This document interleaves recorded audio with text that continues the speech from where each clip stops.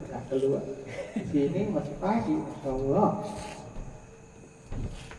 Inilah Pak, enaknya kita mempunyai teman satu circle, satu lingkungan yang baik. Jadi kemana-mana disuruh. Kemarin waktu datang disuruh lagi, sekarang suruh lagi. Memang kalau jadi tamu gak bisa nolak Pak. Gimana nolaknya Pak? Gak dikasih makan nanti.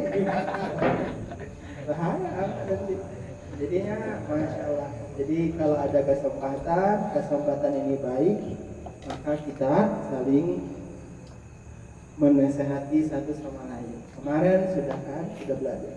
Kita buka dulu dengan doa. Kita buka dulu dengan basmalah. Bismillahirrahmanirrahim. Oke Pak, Masya Allah, di sini komunitas sangat bagus sekali. Jadi belajar itu tidak mengenal yang namanya usia. Jadi yang menghalangi diri sendiri itu adalah diri sendiri. Buktinya dulu para sahabat menghafal Quran, paham Al-Quran umurnya pada umur berapa? Kebanyakan sudah muda ke atas Pak. Jadi sudah Masya Allah, tapi mereka sangat-sangat hebat. Bahkan dikatakan bahwasanya Umar bin Khattab menghafal ayat satu dengan satu ayat. Berarti satu ayat satu hari, tapi diamalkan satu hari tentang infak. Contohnya Al-Baqarah ada langsung praktekkan. Satu ayat pahami praktekkan. Jadi alhamdulillah Pak, saya itu berasal dari kampung Inggris. Saya di kampung Inggris itu hampir 5 tahun. 5 tahun di sana, berarti yang jago bahasa Inggris itu ternyata orang-orang yang pandai mengaji Pak. Kalau orang sudah pandai mengaji, dia itu berbahasa apapun gampang banget Pak. Apalagi yang namanya di sini belajar tajwid sama Ustaz Zulfitrah setiap pekannya belajar tajwid. Pak, kalau sudah belajar tajwid, bahasa apapun gampang Pak. Saya merasakan belajar tajwid itu dulu waktu di kuliahan pasti belajar tajwid gitu. Kita paham tajwid, kita bisa mengucapkan, tetapi suka malas-malasan. Tetapi ketika kampung Inggris belajar bahasa Inggris, ternyata itulah rahasianya. Contohnya Pak, saya kasih contoh ya Pak.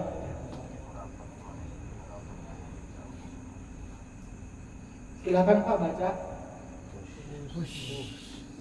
Allah, Masya Allah Pak. Push. Pak, ini kalau bahasa Arabnya push. Ada harfu apa di sana? Shin, sya. Ada syidahnya. Belajar. Dari mana kita belajar?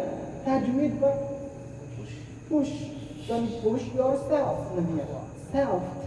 Orang bahasa Inggris itu Pak, orang one dibacanya one. Ini belajar gitu. Tahu dari mana one one? Dari sananya Pak. Kita belajar 6 tahun di SD Pak, belajar bahasa Indonesia. U, N, C. Dibacanya Pak? Uncle harusnya Pak. Orang ke Inggris jadi uncle. Ya gitu. Pak, belajar. Silakan Pak baca. Di sini ada orang Amerika, di sini ada orang Inggris Pak. Orang Amerika ininya berubah jadi D. Father. Kalau orang Inggris asli dia itu R-nya nggak dibaca, jadi father. Jadi she is my father. R. Belajar R apa dalam bahasa Arab tajwid bagaimana? Rabbun, Rabbuka. Ada belajar tajwid Pak? Bagaimana mengeluarkan huruf R? Ternyata hampir sama dengan ini Pak. R doang Pak. Berarti belajar tajwid nantinya Kalau mau belajar apapun, terutama bahasa Inggris, tinggal merem Pak. Merem ya. Oh, gampang banget bahasa Inggris. Ternyata belajar apa kuncinya? Tajwid Pak. Apalagi bahasa Arab, jangan tanya bahasa Arab mah. Tesisnya Ustaz Zulfitro, judulnya apa Pak? Kalimat Bugisiah Pak, yang ada di Arab. Buraka. Buraka bahasa Bugis ya Pak. Artinya apa? Baraka, berkah itu artinya. Satu, apalagi tuh? Banyak Pak. Hampir 500 lebih itu. Itu di bahasa Bugis. Belum bahasa yang lain. Belajar yang namanya ilmu tajwid itu selain Pak, Bapak punya anak, ada yang sudah punya anak? Ya. Ketika anak lahir dan usianya 1 tahun, kira-kira apa yang membedakan? Ada lidah, punya gigi anak-anak kecil kan? Iya. Huruf yang pertama keluar apa Pak? Coba huruf yang keluar bayi kecil lagi jalan-jalan, dia itu bisa membunyikan huruf apa Pak? Coba Pak, gimana ini Pak? Atau jangan-jangan gimana nih? Biasanya apa yang disebutin sama anak kecil? A. Makanya kalau ada yang lahirin, gimana suaranya? Kan nangis kan? Ada apa? Makanya A. Makanya belajar huruf A. Kucing Pak, punya lidah? Ada. Punya gigi? Ada. Tapi ketika dia meong-meong, kenapa enggak A? Ada nggak yang kucing langsung A? Ada.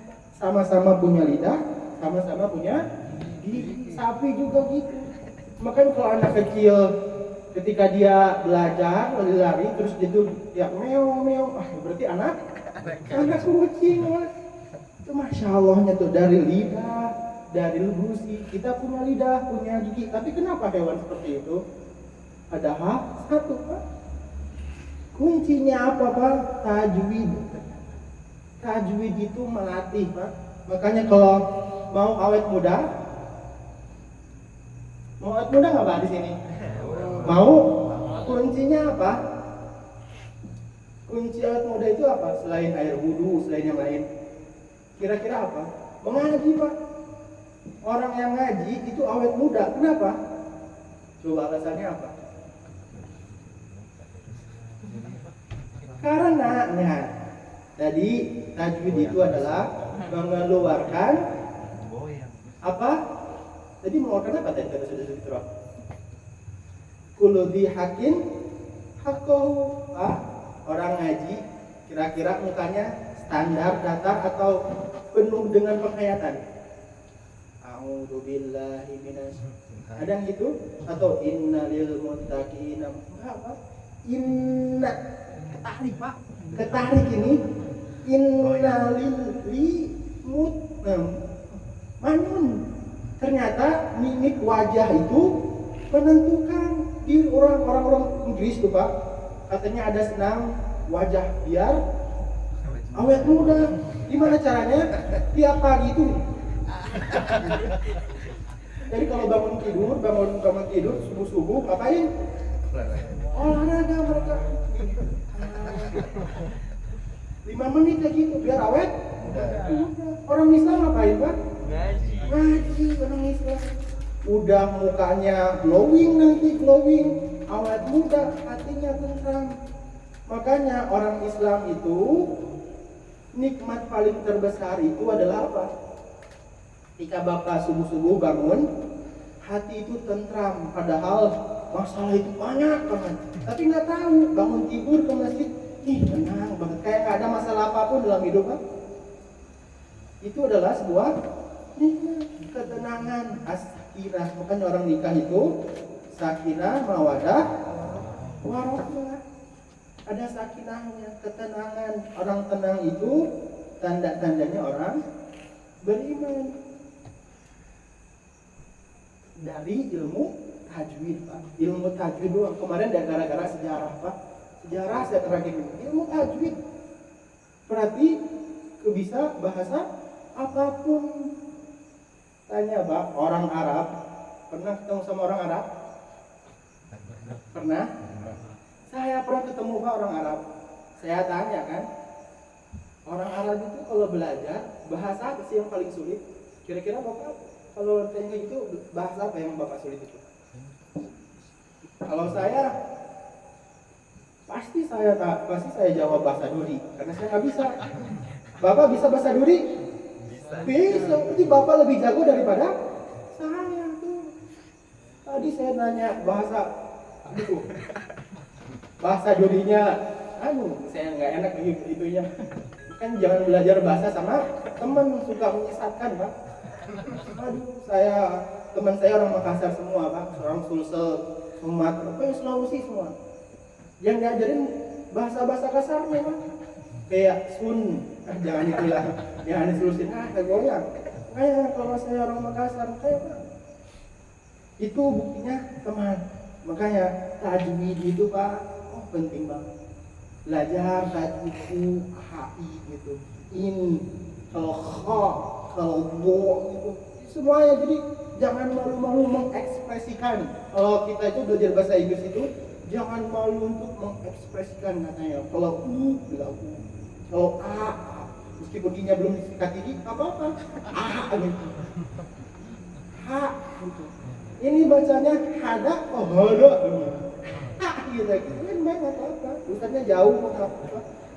Berarti ketika itu keluar tuh mulut tuh ketarik tuh. Jadi lebih glowing nantinya, ketarik urat-urat, nggak perlu operasi, nggak perlu pakai itu. Ngaji tiap hari, awet muda. Insya Allah, tapi ada insya Allahnya. Dengan ini, kenapa saya ngaji tiap hari gak awet muda katanya? Berarti ada yang salahnya apanya? Salah niatnya. Orang niat ngaji itu karena Allah, bukan karena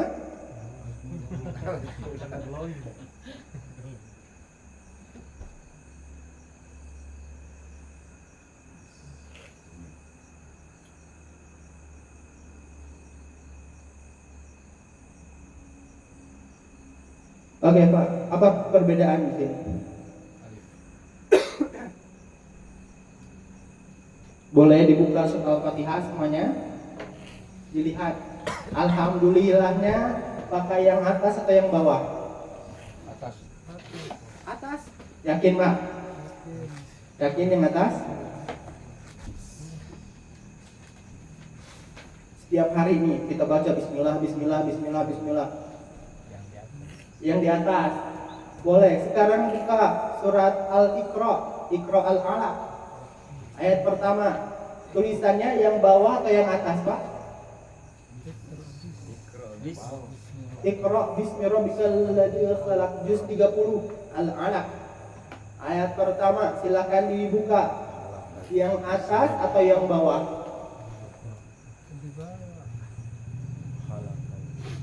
Bisminya ada? Atas atau bawah? Bawah. Yang bawah. Kenapa beda Pak? Yang atas sama yang bawah? Sama-sama bismi. Yang atas Bismillahirrahmanirrahim, yang kedua Iqra bismi. Kenapa tulisannya beda Pak?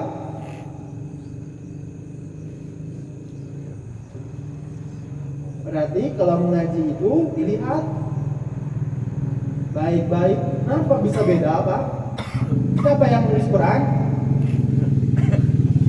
MUI kan? Siapa yang nulis Quran kira-kira? Kenapa bisa berbeda kayak gini? Al-Quran siapa yang menjaga? Allah. Kalau ada kesalahan dalam Al-Quran satu huruf pun, maka kita ketahuan ini beda. Kenapa beda? Coba. Kenapa bisa seperti itu?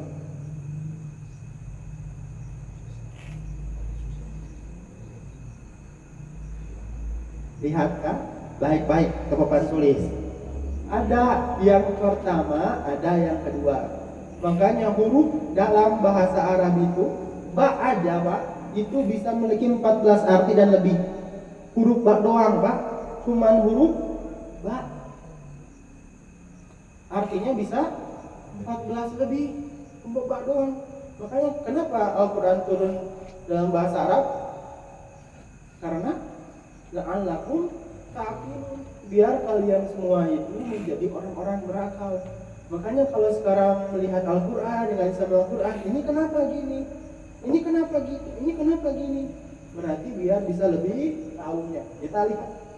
Bismi, ismin di sini artinya adalah al-ilsaq wal muraqabah. Al-ilsaq wal muraqabah artinya ada ilsaq muraqabah. Pertanyaannya apa ilsaq wal muraqabah? Al-ilsaq itu seperti lasikoh. Lasikoh itu kalau kardus mau dikirim terus ditutup pakai apa? Solasi. Lasikoh itu dalam bahasa Arab itu lasikoh, ilsaq itu merekatkan. Wal muraqabah itu ada yang mengawasi dan dekat. Intinya di sini bismi itu adalah menunjukkan bahwasanya orang yang berbicara ismun bismillahirrahmanirrahim artinya dekat dia dengan sang pencipta. Kira-kira ada nggak orang berzina dia bilang bismillahirrahmanirrahim?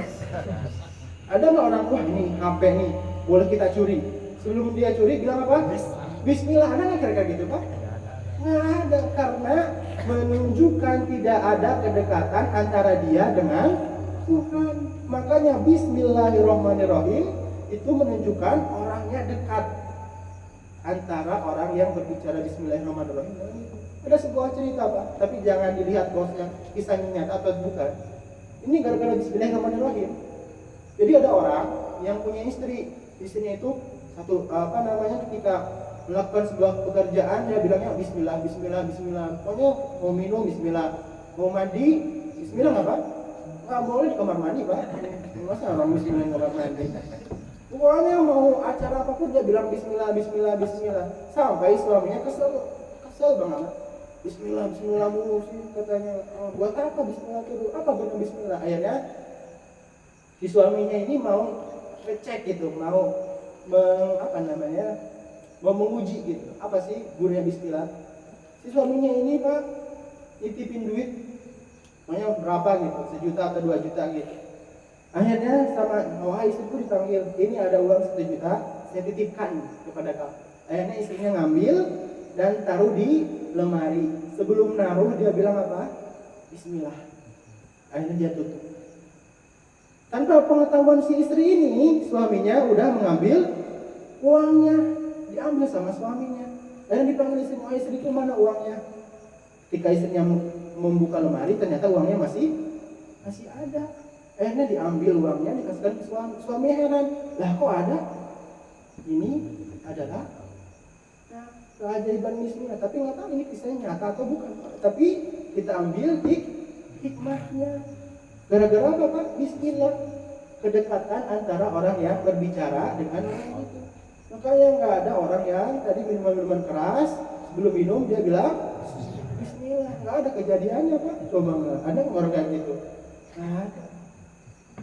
Yang kedua, kita lihat kenapa dia itu ke atas Pak, nggak disambung kayak yang di atas. Ini surat apa? Al-Alaq itu surat apa kira-kira? Ayat yang pertama kali diturunkan. Ayat apa? Al-Alaq. Ini menunjukkan Pak bahwasanya turunnya wahyu itu perjalanannya itu sangatlah panjang. Makanya ini menunjukkan di sana bismillah ke atas itu menunjukkan bahwasanya peristiwanya itu sangatlah panjang. Kira-kira Bapak di sini di kebun nih, malam-malam di kebun nggak ada listrik, tiba-tiba dari belakang ada yang meluk. Kira-kira Bapak gimana perasaan? Takut. Panik terus gimana? Terus ketika dia meluk, Bapak dengar suara itu lebih besar daripada geledek. Perasaan Bapak gimana kayaknya? Lari atau mau lari dipeluk orang? Mau kabur juga sulit Pak.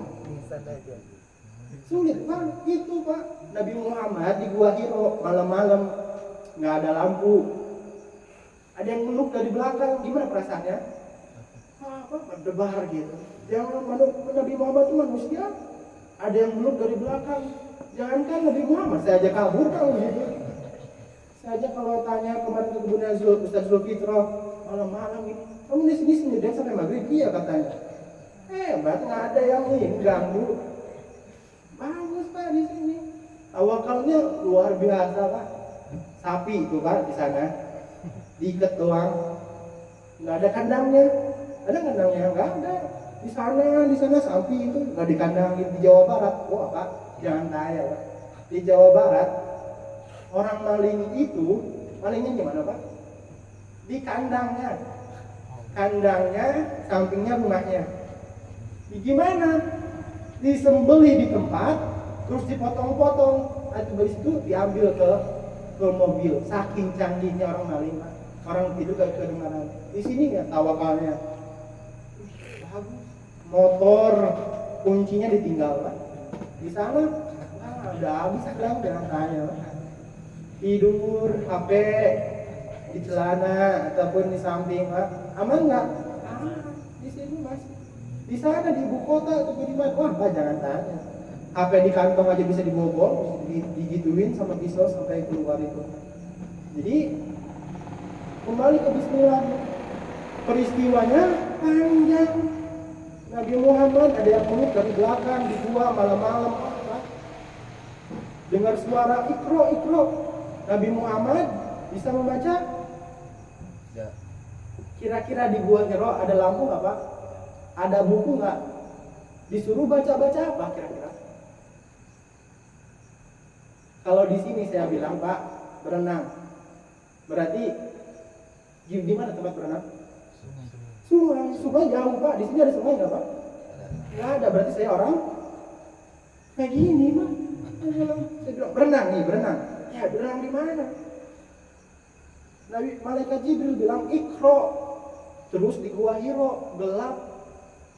Makanya mana Nabi keluar ketemu Nabi Muhammad? Apa yang saya baca? Ternyata yang dibaca apa Pak? Yang ini adalah yang dilakukan Khalid bin Walid. Siapa Khalid bin Walid? Khalid bin Walid itu adalah panglima perang yang tidak pernah kalah dalam perang apapun. Meninggalnya di atas kasur. Takdir Pak. Tiap hari perang bawa pedang Fajrus. Wah pedang punya. Pedang. Kalau Bapak di sini tiap hari ke kebun, kira-kira jago gak berkebun? Bertani, kira-kira jago gak bertani? Jago. Khalid bin Walid hampir seluruh hidupnya berperang. Meninggal di mana Pak? Di kasur. Padahal dia itu pengen menjadi syahid. Orang mati syahid dikuburin langsung Pak. Kalau punya utang, ya nggak jadi Pak. Gimana ini orang syahid itu langsung masuk tanpa dihisap. Jadi kalau punya hutang, ya bayar hutangnya dulu, nggak bisa. Kan kalau punya hutang bahaya Pak, bahaya langsung. Bahaya tuh hutang Pak. Dari sedikit nggak kerasa sejuta, 100 juta, 1 miliar nggak kerasa. Kalau hutang makanya hati-hati dengan hutang. Sama Khalid bin Walid, dan ini yang diamalkan sama Khalid bin Walid. Kenapa Khalid bin Walid gak pernah kalah dalam perang? Khalid bin Walid Pak, kalau datang ke sebuah tempat, dia itu membaca Pak. Maksud membacanya apa? Dilihat situasi dan kondisinya. Wah ini gimana nih? Kalau musuh masuk ke sini gimana? Kalau keluar gimana? Itu Khalid bin Walid Pak.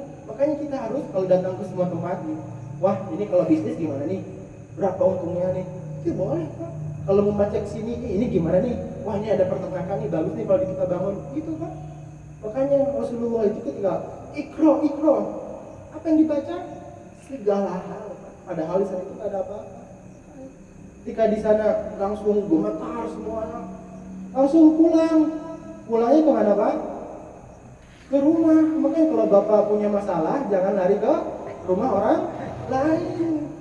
Bahaya, pulang ke rumah sendiri kan ada istrinya. Makanya ketika pulang dibukain sama Khadijah. Kenapa wahai Rasulullah? Gemetaran Pak. Makanya kalau Bapak digigit apapun di kebun, sakit nggak? Sakit. Pulang ke rumah gemetaran loh. Sama istrinya dibilang apa Pak? Kenapa? Panik nggak? Panik. Khadijah juga panik. Ketika lihat Rasulullah itu berkata sebenarnya, Zamiluni, selimutilah aku. Makanya salah satu kunci sukses seorang pria itu adalah di belakangnya ada istri yang soleh, belakangnya, di depan Pak, di belakang, makanya coblos nomor, bahaya lagi.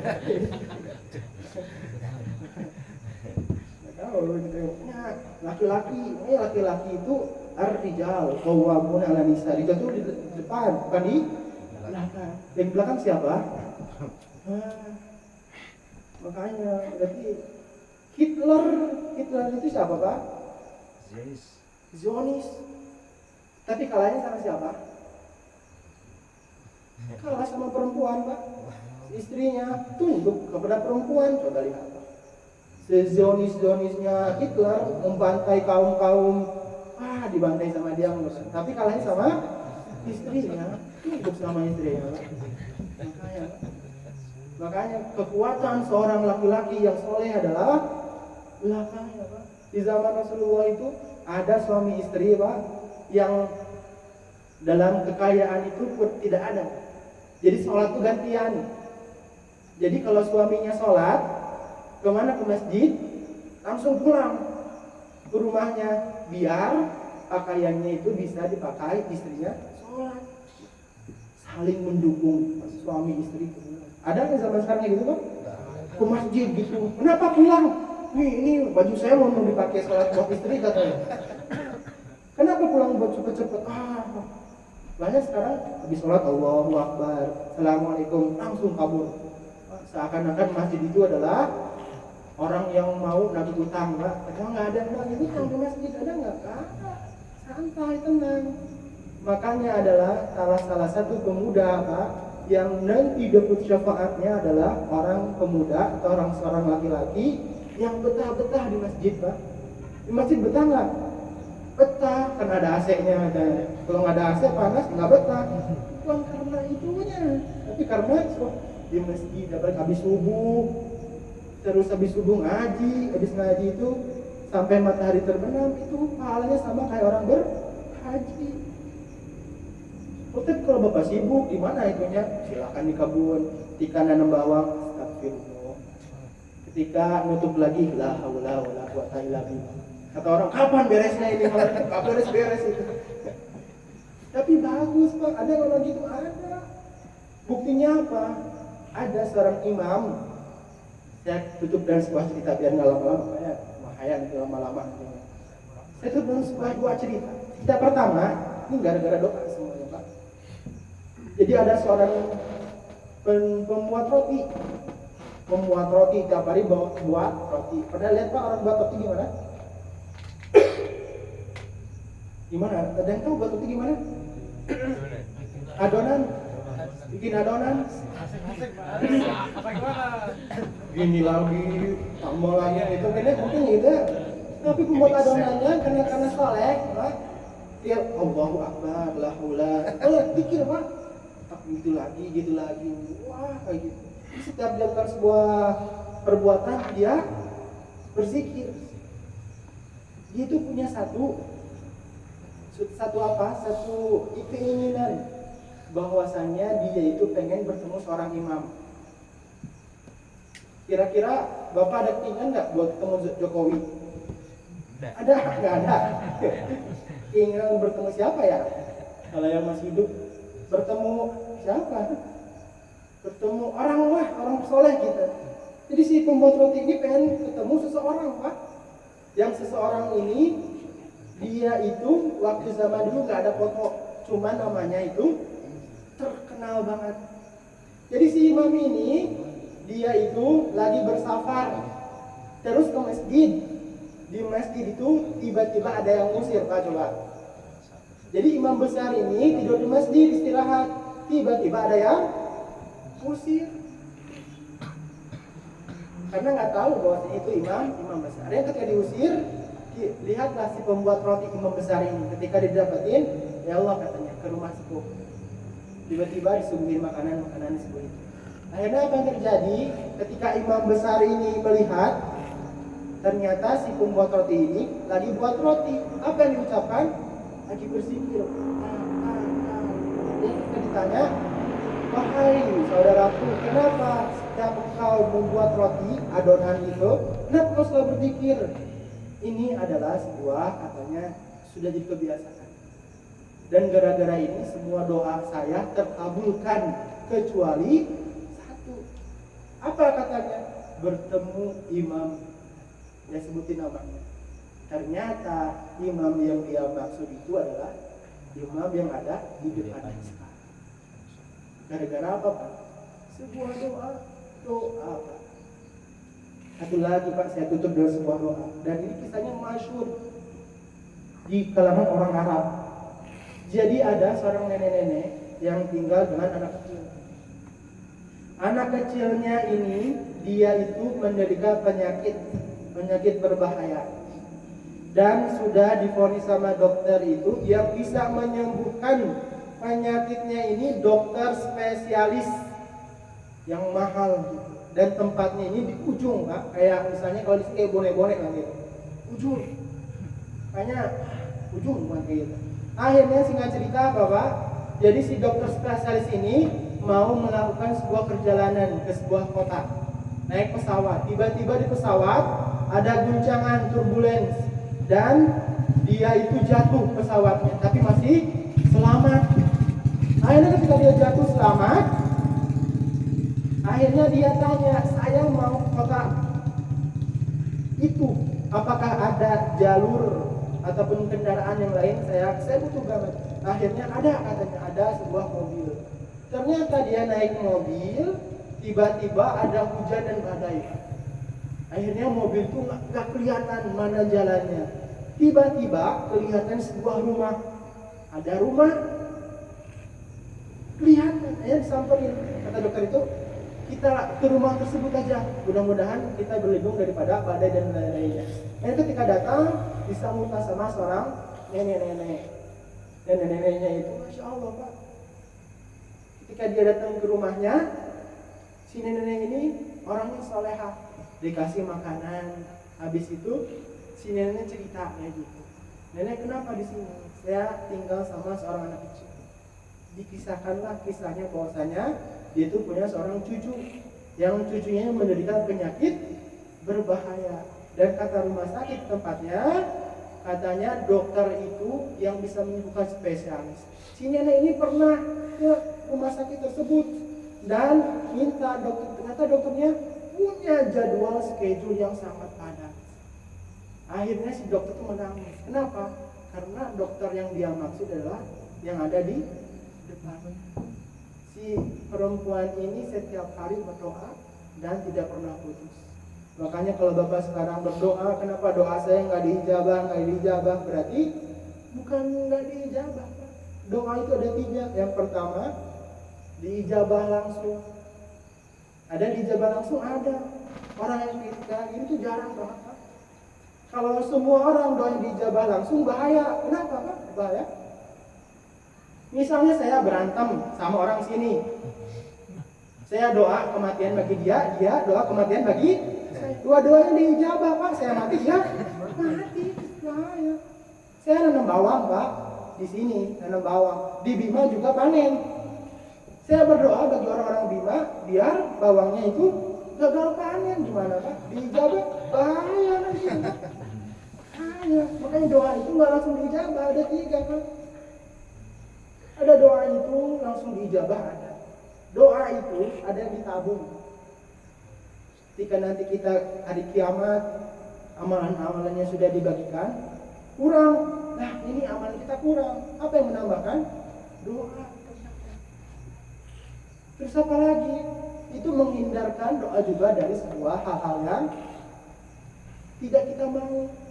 Ditakdirkan Pak, kita itu akan menabrak pohon hari Selasa. Gara-gara doa menjadi nabrak bayangan orang lain.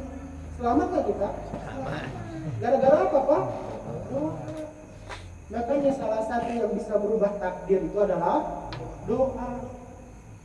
Bahaya doa diijabah. Saya di sini misalnya lihat perempuan, saya belum menikah, perempuannya cantik Pak. Saya doa, ya Allah, saya pengen nikah sama itu. Tapi dia nggak mau sama saya, gimana? Berarti soal doa saya dijawab. Ada artis cantik, wah saya pengen nikah sama artis, tinggal doa gampang banget Pak. Makanya Allah itu memberikan kita apa yang kita butuhkan, bukan apa yang kita mau. Makanya kita berdoa mudah-mudahan kita itu menjadi orang yang cukup. Kalau mau beli pesawat cukup Pak. Kalau mau berhaji tiap tahun cukup. Kalau mau nikah lagi Cukup. belum. Udah niat dan semuanya udah niat ya Pak, live ini padahal dan saya yang buat saya suka gitu. Sadul Fitro ketemu 4 katanya. Amin. Live saja, bukan saya itu. Masya Allah, Pak. Mudah-mudahan kita menjadi orang yang merasa cukup. Mau apapun cukup dan cukup. Makanya cukup sekian Pak hari ini. Karena sudah menganggap jam 9 lebih, 10 kurang beberapa.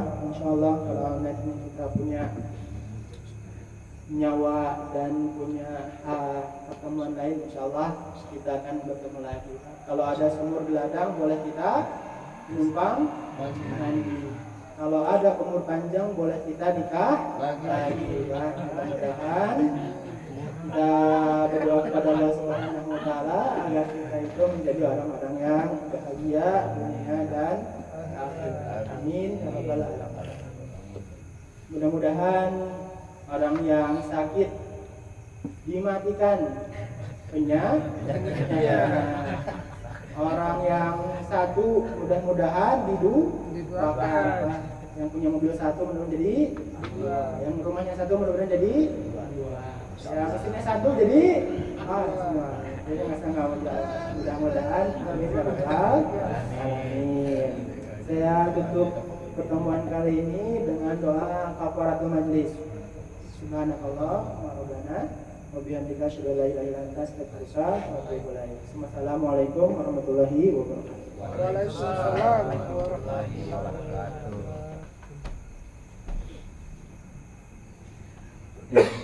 Kawan-kawan semuanya yang dimuliakan oleh Allah Subhanahu Wa Taala, mudah-mudahan kita sama-sama diberikan oleh Allah Subhanahu Wa Taala keistiqomahan untuk senantiasa kita hidupkan amal baik kita ini, rutinitas yang baik ini di dalam lingkungan kita di Pemuda Hijrah Master 60 ini. Minta selalu kepada Allah Subhanahu Wa Taala agar senantiasa diberikan selalu kesehatan dan waktu luang untuk senantiasa bisa kita sama-sama berjuang untuk mencari ridha Allah Subhanahu Wa Taala di tempat kita ini, di markas kita ini. Baik kawan-kawan semuanya yang dimuliakan oleh Allah Subhanahu Wa Taala, kita berdoa kepada Allah Subhanahu Wa Taala di malam yang mulia ini, ya, di malam 1 Muharram, ya. Jadi besok itu tanggal baru sekarang, ya. Itu bedanya. Itu karena bentuk, ya, di zaman kita ini betul-betul dijajah, ya. Kalau tahun baru Masehi itu sangat meriah dan semua orang tahu bahwa tahun baru sekarang.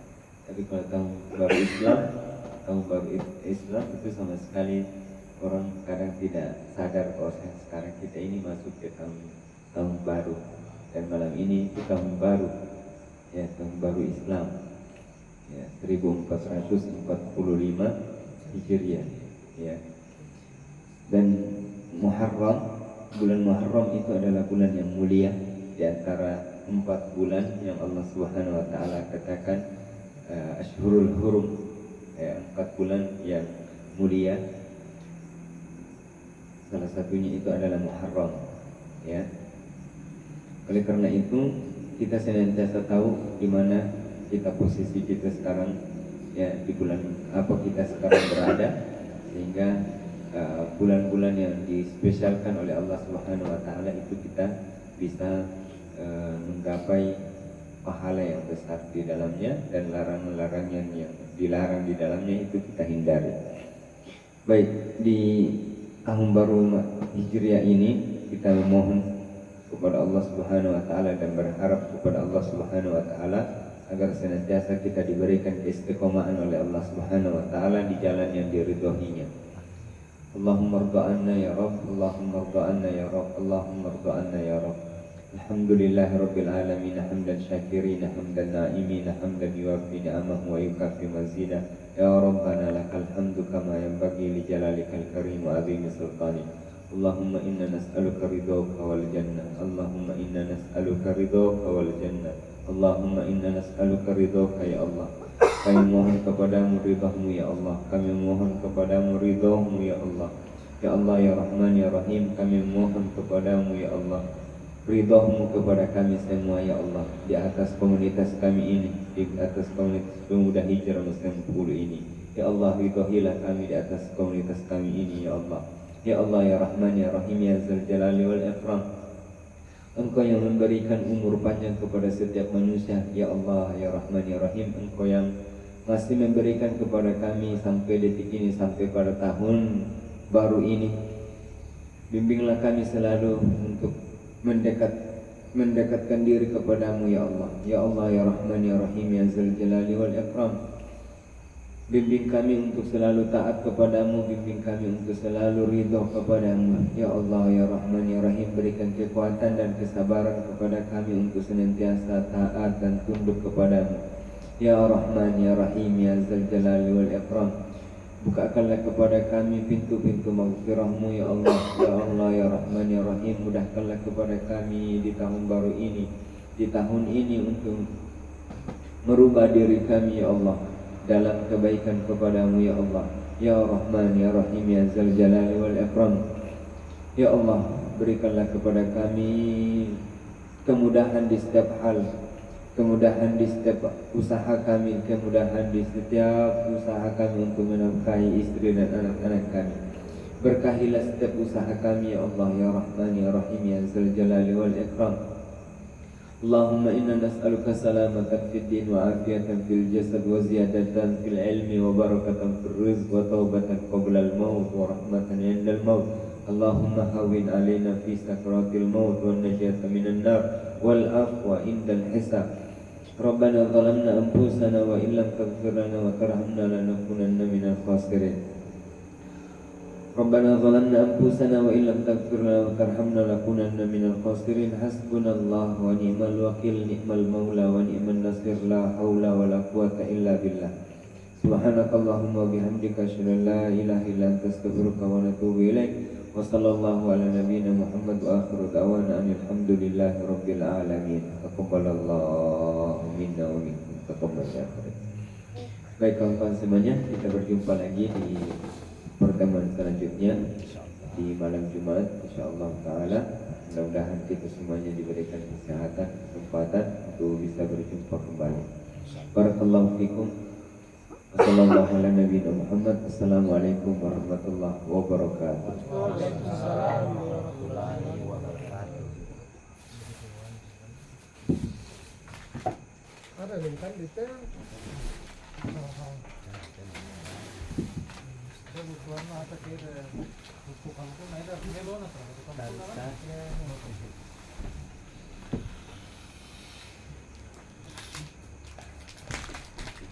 Saya panjang. Ini. Apa ini? Ya Ratu Solang. ada namanya kita datang dengan Wah, macam apa? Kasih ya. Kamu ketawa kan? lain warna angkat dia. Kupar.